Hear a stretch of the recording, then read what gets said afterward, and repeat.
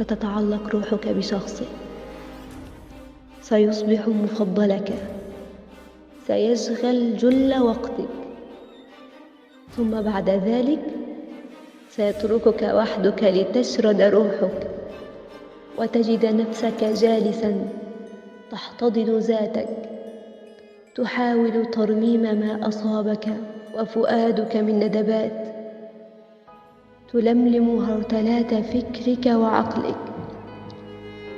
سيتملكك الكمد وستشعر وكأن لياليك كلها غاسق.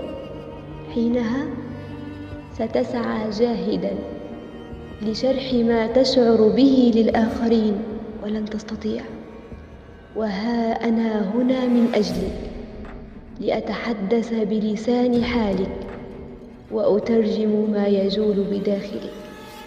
أتيت إليك بسيل من كلماتي وقصائدي لأصف ما تعجز أنت عن وصفه.